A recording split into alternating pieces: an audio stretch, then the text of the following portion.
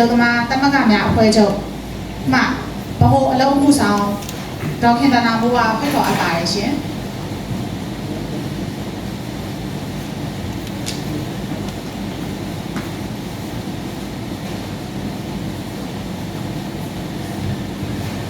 အားလုံးပဲမင်္ဂလာပါလို့ကျွန်မနာမည်ကတော့ခင်တနာမိုးပါ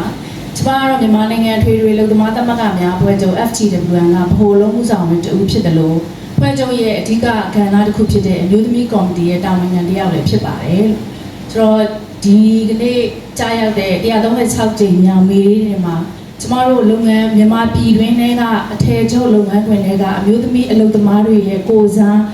သူတို့ရဲ့တွေ့ကြုံနေရတဲ့ခက်ခဲတွေကိုကျွန်မအနေနဲ့ကိုယ်စားပြုအတန်ထုတ်ပေးခွင့်ရတဲ့အတွက်ကျေးဇူးတင်ပါတယ်လို့ဆိုကျွန်တော်တို့ပထမအဆုံးအနေနဲ့ပြောချင်တာကတော့လက်ရှိဒီပြည်တွင်းမှာဖြစ်နေတဲ့အလုပ်သမားအခြေအနေလေးနဲ့ပတ်သက်ပြီးတော့ဒီမျိုးသမီးကိစ္စလေးကိုချိန်ပြီးတော့ပြောချင်ပါတယ်ပေါ့နော်ဆိုတော့လက်ရှိကျွန်တော်တို့ဒီ2021မတိုင်ခင်ကတော့ကျွန်တော်တို့သမဂ္ဂတွေအနေနဲ့အလုပ်လုပ်ရတာတော်တော်အားကောင်းခဲ့တယ်ပေါ့နော်ကျွန်တော်တို့ပြောချင်တာတွေလွတ်လွတ်လပ်လပ်ပြောခွင့်ရတယ်လွတ်လွတ်လပ်လပ်စီးရုံးခွင့်ရတယ်လွတ်လွတ်လပ်လပ်ပြောဆိုခွင့်ရတယ်ဖွဲ့စည်းခွင့်ရတယ်2021နောက်ပိုင်းလဲကြလဲကြောကျမတို့ကိုယ်တိုင်ပဲလုပ်ငန်းခွင်တွေကိုဝင်ပြီးတော့ဒီလက်နက်တိုင်အင်အားအလုံးရင်းနဲ့ဝင်ရောက်ဖမ်းဆီးတယ်ဆိုတော့ကျမတို့အလုပ်သမားကောင်းဆောင်တွေရလဲနိုင်ငံရေးအလုပ်သမားနိုင်ငံရေးကောင်းဆောင်တွေနဲ့နီးတူပဲတခုဆိုတစ်ခနဲဆိုတာနဲ့ဒါဝင်ရောက်ဖမ်းဆီးတာပေါ့ဆိုတော့ကျမဆိုရင်လုပ်ငန်းခွင်ထဲမှာဝင်ရောက်ဖမ်းဆီးတယ်အလုပ်သမား1200ရှိတယ်ကျမကိုထုတ်မပေးဒီအလုပ်သမား1200ကိုဖမ်းမယ်စီးမယ်ဆိုတော့ကျမရတယ်ကျမထွက်လိုက်မယ်ဆိုပြီးတော့ကျမဒါလုပ်ငန်းခွင်တွေကနေဖမ်းခံလိုက်ရတဲ့အခြေအနေပေါ့နော်ဆိုတော့အဲ့ဒီအခြေအနေတွေကကျမတို့ရဲ့အခွင့်အရေးအားလုံးဆုံးရှုံးတာဆိုတော့ဒီကနေ့အလုပ်သမားကအလုပ်ရှင်ကိုတောင်းဆိုခြင်းတဲ့အခြေအနေမျိုးတွေမှာအလုပ်ရှင်အလုပ်သမားမဟုတ်တော့ဘဲနဲ့လက်နက်ကရက်ွက်အုပ်ချုပ်ရေးမှုကအစပြူစောထီးကအစအားဆဲအိမ်ကောင်းယာအိမ်မှုရဲစစ်တပ်ဒီလိုမျိုးဝန်ကြီးဌာနအကုန်လုံးရောက်လာအလုပ်ရှင်ရှိမှအလုပ်သမားတောင်းဆိုတယ်အဲ့ဒီလိုရောက်လာတဲ့အချိန်မှာလက်နက်တနက်နဲ့ထောက်ပြီးတော့မှပြန်ဝင်မှုလားပြန်ဝင်ပြစ်မှာဆိုတော့အလုပ်သမားတွေကလည်းနောက်ဆုံးအဲ့ဒီလိုအခု2025နှစ်လယ်လောက်မှာစပြီးတော့တောင်းဆိုမှုတပိတ်တွေပြန်ဖြစ်လာတယ်ပထမတော့ကလုံးဝမလှုပ်ရဲတဲ့အခြေအနေကနေတောင်းဆိုမှုတပိတ်တွေစဖြစ်လာတယ်အခု2026ဆိုပို့ပြီးတောင်းဆိုလာတယ်အဲ့ဒါဘာလဲဆိုတော့ကုန်စည်နှုန်းတက်လာတဲ့ဒဏ်တွေကိုမခံနိုင်ကြတဲ့ခါကျတော့ဒီလောက်ခလာစာဒီကားဝတ်နေကိုအတက်နဲ့လဲနေရတဲ့အခြေအနေဖြစ်တယ်ပြည်တွင်းလုပ်သမားတွေအခြေအနေကဆိုတော့အဲ့ဒီမှာကဖမ်းမယ်စစ်ကားကြီးတွေခေါ်လာတယ်ချင်းကြောက်တာပေါ့လေဆိုတော့ကျမတို့အလုပ်သမားတွေကတပိတ်မှောက်ရဲတယ်တောင်းဆိုရဲတယ်ဒါပေမဲ့ကျမတို့မှာအားနည်းနေတာဘာလဲဆိုတော့လက်ရှိဒီဥပဒေတွေအရကျမတို့အလုပ်သမားတွေ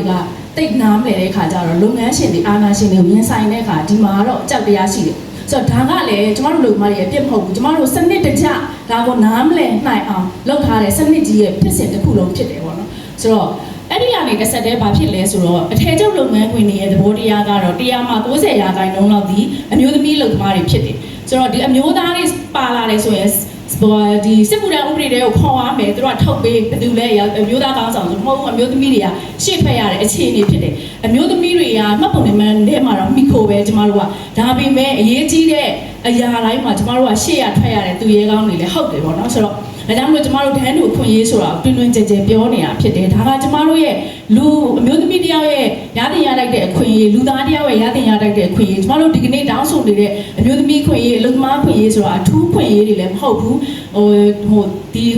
ထူးထူးခြားခြားတိုးတောင်းနေရလည်းမဟုတ်ဘူးကျမတို့ရဲ့မွေးရမှာခွင့်အရေးကိုကျမတို့ပြန်ရဖို့ဆိုတာကိုပြောနေရတာဖြစ်တယ်ပေါ့နော်ဆိုတော့အဲ့ဒီမှာဘာဖြစ်လဲဆိုတော့လက်ရှိဆိုလို့ရှိရင်အမျိုးသမီးတွေအနေနဲ့လုပ်ငန်းခွင်ထဲမှာအမျိုးသမီး100မှာ90လောက်ကစက်မှုလုပ်ငန်းအထည်ချုပ်လုပ်ငန်းခွင်တွေရဲ့သဘောရအမျိုးသမီးတွေအများဆုံးဖြစ်တယ်အဲ့ဒီမှာအမျိုးသမီးချင်းချင်းကပဲအမျိုးသမီးကိုပြန်အုပ်ချုပ်ရတဲ့အခြေအနေဖြစ်တယ်ဆိုတော့ဒီအထက်အောက်ဆက်ဆံရေးရလဲဒါစနစ်တကျတည်ဆောက်ထားတဲ့စနစ်ဖြစ်တယ်အထည်ချုပ်လုပ်ငန်းခွင်ထဲမှာဆိုတော့ကျမတို့အထည်ချုပ်မျိုးသမီးတွေကတနေ့စံချိန်နဲ့အလုပ်လုပ်ရတယ်ပေါ့နော်ဆိုတော့သူတို့ရဲ့တာဂတ်ကတနေ့ကိုအခု200ပေးရမယ်300ပေးရမယ်ဆိုရင်ကျမတို့ကအဲ့တာဂတ်တိုင်းပြည့်အောင်လုပ်ပေးရတယ်သမင်းစားချိန်ပဲကျမတို့နားခွင့်ရတယ်ပေါ့နော်ဆိုတော့အဲ့ဒီမှာဘာဖြစ်လဲဆိုတော့ကိုဝင်ဆောင်မျိုးသမီးတွေအနေနဲ့ဆိုရင်သူတို့ရဲ့အခြေအနေဆိုရင်ဘိုက်ထဲမှာလည်းကလေးကိုလွယ်ထားရတယ်ကွာဒီမှာလဲဆက်ကလည်းသူတို့တောင်းတဲ့စံချိန်တိုင်းပြေးဝချုပ်ပေးနေရတယ်ဆိုတော့ဒီအခြေအနေတွေကအဆင်မပြေတဲ့အတွက်ကျမတို့တွေဒါကြောင့်မလို့မျိုးသမီးအဖွဲ့တွေအနေနဲ့ ဒီအမျိုးသမီးကော်မတီတွေအနေနဲ့ဒီကိုဝန်ဆောင်တွေကိုစံချိန်တိုးမတောင်းဖို့ဆိုတဲ့အခြေအနေနဲ့ပတ်သက်ပြီးတော့ပြောနေတာတွေလည်းရှိတယ်ပေါ့နော်ဆိုတော့ပြီးခဲ့တဲ့ IW Day တုန်းကတော့စက်ရုံ3ရုံလောက်ပြောင်းလဲသွားတဲ့အခြေအနေရှိတယ်ဆိုတော့ဒီနေရာမှာတစ်ခုဖက်ပြောချင်တာပြည်တွင်းမှာဒီလောက်ဖြစ်နေတာပေါ့နော်ဆိုတော့လုံသမားခွင့်ရလုံလို့ရှားသေးလားပေါ့ဆိုတော့ကျမတို့လုံတဲ့နီလန်းကတော့ကျမတို့စစ်ကောင်စီနဲ့လည်းအာဏာသိမ်းပြီးတည်းကပူးပေါင်းတာမဟုတ်ဘူးကျမတို့လုပ်ငန်းခွင်တစ်ခုမှာပြဿနာဖြစ်လာရင်လုံသမားတွေကကျမတို့ကိုအကူအညီတောင်းလာလို့ရှိရင်နိုင်ငံတကာ brand တွေကိုကျမတို့ချိတ်ဆက်တယ်ဒီ brand ကဘယ်နိုင်ငံကလဲပေါ့နော်မဟာမိတ်တွေကိုအကူအညီတောင်းတယ်ငါတို့အတူတူရက်ပေးပါကုပေးပါသွေးစည်းညွှန်မှုတွေပြပေးပါဒါတွေကူညီဆောင်ရွက်ပေးပါဆိုပြီးတော့ကျမတို့ပြောတယ်ပေါ့နော်ဆိုတော့ဒီနည်းနဲ့တော့ကျမတို့ဖြည့်ရှင်းနေတာရှိတယ်အခုဆက်လုပ်ငန်းခွင်ထဲမှာလည်းဒီလိုပဲလိမ်ပိုင်းဆိုင်ရာစော်ကားမှုနဲ့ကျူးလွန်မှုတွေနဲ့ဒီတရုတ်မြန်အဖြစ်ဒါမြူဆွဲဖျားယောင်းတာတွေကလူကုန်ကူးမှုမြောက်တဲ့အရာတွေဖြစ်တယ်ပေါ့နော်ဆိုတော့ဒါကပေါ်ပေါ်တင်တင်ဖြစ်နေတာဘာကြောင့်လဲဆိုတော့ဒီမြန်မာအမျိုးသမီးတွေကိုကုန်စည်နှုန်းနဲ့လောက်ခလာစာကြားထဲမှာအမျက်ထုတ်တာပေါ့နော်ဆိုတော့အဲ့ဒီလိုအမျက်ထုတ်ရုံပဲလားဆိုတော့လည်းမဟုတ်ပြန်ဘူးအလုသမားတောင်းဆိုမှုတပိတ်တွေမှာပဲအလုသမားဒီပွဲစားတွေဒါအမျက်ထုတ်တယ်အလုသမားမင်းတို့တောင်းဆိုတာတွေကိုငါတို့ဖြည့်ရှင်းပေးမယ်အလုသမားဘယ်နှစ်ယောက်လဲတရက်ကို2000နှုန်းနဲ့အလုသမား1000ဆိုရင်ဘယ်လောက်ဆိုတဲ့ပုံစံမျိုးနဲ့ဒီလိုအမျက်ထုတ်တဲ့ပွဲစားတွေရဲ့အခန်းကဏ္ဍကလည်းဒါအခုပေါ်ထွန်းလာတာရှိတယ်ပေါ့နော်နောက်တစ်ခုကဘာလဲဆိုတော့အမျိုးသမီးတွေအနေနဲ့ဒီအလုတ်ကိုင်အခွင့်အလမ်းကအတော်ခက်ခဲလာတယ်။ဘာကြောင့်လဲဆိုတော့ကိုဝင်ခုနပြောတဲ့ကိုဝင်ဆောင်နေဆိုလို့ရှိရင်လည်းလှုပ်ဖြုတ်ပစ်လိုက်တာလေအခုချိန်ကြီးကပိုဆိုးတယ်လှုပ်ဖြုတ်ပစ်လိုက်တာအမျိုးကိုဝင်ဆောင်ခွင့်ရေးဆိုတာရဖို့မမျှော်လင့်နဲ့အဲ့တော့လှုပ်ဖြုတ်ပစ်လိုက်တယ်ကိုပြီးတော့မှပြန်ဝင်အစကနေပြန်ဝင်ရတယ်ဆိုတော့ဒီမူလနေရာမူလခံစားခွင့်တွေမရတော့ဘူးကျမတို့ကအစ်စ်ပြန်စရတယ်။ကျောင်းသားတွေဒီလိုလဲကျောင်းသားတွေဆိုလည်းဒီလိုပဲကျောင်းနေရကျောင်းပြန်ကျောင်းဟိုသွားတက်တယ်ပြန်လာရင်လုံဝင်လုပ်တယ်အကြောင်းပြန်တက်ဖို့ဆိုခွင့်မှန်တော့ပေးရမှာခွင့်မပေးဘူးတခါတည်းအလုပ်ဖြုတ်တစ်ကနေပြန်ရှာနောက်တစ်ခုကဘာလဲဆိုတော့ကျမတို့ကအသက်30ကျော်ရင်အလုပ်မြန်မာပြည်မှာအလုပ်တော်တော်ရှားသွားတယ်အသက်30ကျော်ရင်စက်ရုံတွေမှာမခေါ်တော့ဘူးဆိုတော့ကျမကတစ်ခါမေးပူတယ်ကျမတို့အသက်30ကျော်တော့အကုန်သေးပေးရမှာလားပေါ့နော်နင်တို့မခေါ်ဘူးဆိုရင်ကျမတို့အကုန်သေးပေးရမှာလားလို့ဒါဆိုရင်လည်းတော့တက်ရင်လည်းတက်ပလိုက်လို့ဆိုတော့အသက်30ကျော်မခေါ်တော့ဘာလဲသူတို့ငငယ်ရွယ်ရွယ်ဖြက်လက်သူတို့ခိုင်းကျင်တဲ့နေရာသူတို့ပြောချင်တာပြောခိုင်းကျင်တဲ့နေရာကိုခိုင်းလို့တက်လက်လုံနိုင်တဲ့သူမျိုးကိုပဲဟိုခန့်မယ်ဆိုတဲ့ပုံစံဆိုတော့ကျမတို့ကဒါကဟိုယုံထားတဲ့ view ဟာလို့ဖြစ်တယ်ပေါ့နော်ဆိုတော့တစ်နေ့တစ်ခြားလုံးကြတဲ့အရာတွေဖြစ်တယ်ဒါတွေကနောက်တစ်ခုကဘာလဲဆိုတော့ဒီအမျိုးသမီးတွေအနေနဲ့ဆိုလို့ရှိရင်လည်းညဘက်တွေ OD ဆင်းရတဲ့ခါကျရင် ferry season မပေးဘူးအိမ်ပြန်လန်းလျှောက်မှာအုပ်စုဖွဲ့ပြီးလိမ်ပိုင်းဆိုင်ရာကျူးလွန်ခံရလို့အသက်သေးဆုံးသွားရတဲ့အမျိုးသမီးတွေရှိတယ်စက်ရုံထဲမှာညဘက် OD ဆင်းရတဲ့ခါတရုတ်နိုင်ငံသားက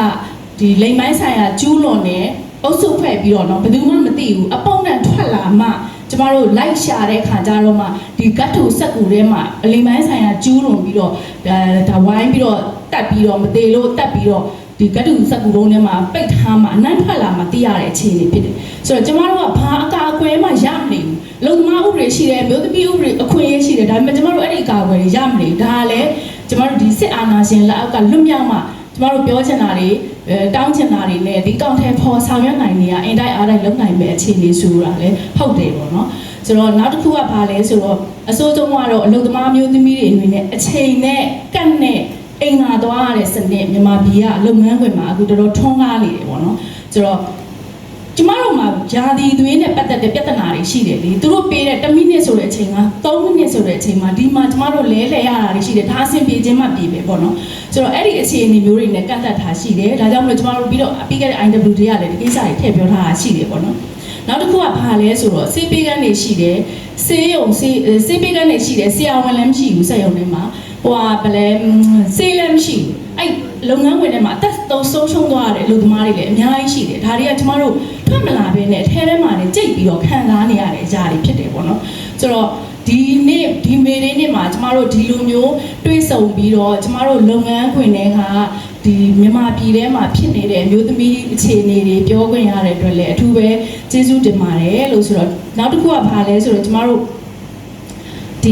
ပတ်ထုတ်တွေကိုပေါ့နော်ဆိုတော့ပြီးခဲ့တဲ့ IW Day မှာကျမတို့လုပ်ခဲ့တာတော်တော်အောင်မြင်ခဲ့တယ်လို့ပြောရမယ်ပေါ့နော်စက်ရုံ9ရုံပြောင်းလဲပြီးတယ်အဲ့ဒါဘာလဲဆိုတော့ကျမတို့တို့ brand တွေကိုချိတ်ဆက်တာပေါ့နော်နင်တို့စက်ရုံနင်တို့အထည်တွေအပ်နေတဲ့ဒီစက်ရုံမှာတော့ဒီအခွင့်အရေးတွေချိုးဖောက်နေတာရှိတယ်အဲ့တော့ဒီစက်ရုံကအမျိုးသမီးတွေကတော့ဒီအခွင့်အရေးတွေတောင်းဆိုနေတယ်အဲ့တော့ငါတို့ဒါကိုလုပ်ပေးနင်တို့ညှိနှိုင်းဆိုပြီးတော့အဲ့တော့စက်ရုံတွေမှာဆိုတော်တော်ကောင်းခဲ့တယ်ဒီဘာလဲ ကိုဝင်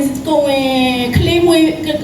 ပြီးကအမျိုးသမီးတွေလုတ်ပြန်ဆင်းတယ်သူတို့နို့ညှစ်ပြီးတော့နို့ညှစ်ခမ်းပေါ့နော်ဆိုတော့နို့ညှစ်ခမ်းအေးခမ်းလေးတွေထားပေးတယ်ပြန်တဲ့ခါကျတော့ဒီနို့ကိုဒီကလေးကိုပြန်တိုက်တော့မိခင်လည်းအန်ဒီရကင်းတယ်ကလေးလည်းအန်ဒီရကင်းတယ်နောက်ပတ်ထုတ်တွေစေပေးကမ်းမှာထားပေးတာမျိုးတွေရှိလာတယ်ပေါ့နော်ဆိုတော့နောက်တစ်ခုကဘာလဲဆိုတော့ဒီဆရာဝန်တွေအပတ်စဉ်ပေါ့တစ်လားတစ်ချိန်လောက်ဖြစ်လာပြီးစစ်ဆေးတာတွေမေးမြန်းတာတွေဒီလိုမျိုးလုပ်လာတယ်ဒါကလေကျမတို့ brand ကောင်းတဲ့စက်ရုံတွေပဲ Hanky Mola ဆိုတဲ့ brand ကတော်တော်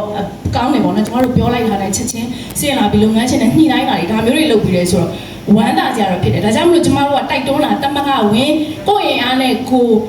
ဒီမတရားမှုတွေကိုပြောင်းလဲဖို့စ조사ငါတို့ခေတ်ဆက်လူသမားတွေကဘယ်သူမှငါတို့ကိုအလိုက်တသိနဲ့ပေးခဲ့တဲ့အခွင့်အရေးကိုခံစားနေရတာမဟုတ်ဘူးငါတို့တောင်းမှငါတို့တိုက်မှရတဲ့အခြေအနေတွေဖြစ်တယ်ဆိုတော့ဒါကြောင့်မလို့ကိုယ့်ရင်အားနဲ့ကိုဒီဆောက်စက်ရုံထဲမှာတမကတွေဖွဲ့ဒီတမကတွေရတယ်ပဲလုပ်ငန်းခွင်တွေကမတရားမှုတွေကိုပြောင်းလဲဖို့စ조사နောက်တစ်ခုကဘာလဲဆိုတော့အမျိုးသမီးတွေအနေနဲ့လည်းဒီတောင်းဆိုမှုတွေလုပ်တိုင်းမှာမမေ့မလျော့ပဲနဲ့အမျိုးသမီးခွင့်ရင်းနဲ့ပတ်သက်တဲ့ကိစ္စတွေကိုတောင်းဆိုဖို့စက်ရုံမူဝါဒတွေထဲမှာဖြစ်ထားနိုင်ဖို့အတွက်ဒီလုပ်ငန်းရှင်ကိုတိုက်တွန်းဖို့ဆိုတဲ့ဟာတွေကိုကျမတို့အများအားလှုပ်ဆော်နေပါတယ်လို့ကျမတို့ကတော့ဒီအလုပ်သမားတူတွေရဲ့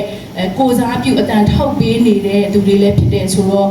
ဒီလိုပြောခွင့်ရတဲ့အတွက်လည်းဝမ်းသာတယ်ပေါ့နော်ဆိုတော့ဒီလောက်နဲ့ပဲကျမတို့ညီကုန်းချုပ်ပါတယ်လို့ဆိုကျမတို့အမျိုးသမီးအလုပ်သမားတူတွေဒီလည်းလူသားစင်စစ်အေကံဖြစ်ပါတယ်လို့ပြောကြရင်ညီကုန်းချုပ်ပါတယ်ရှင်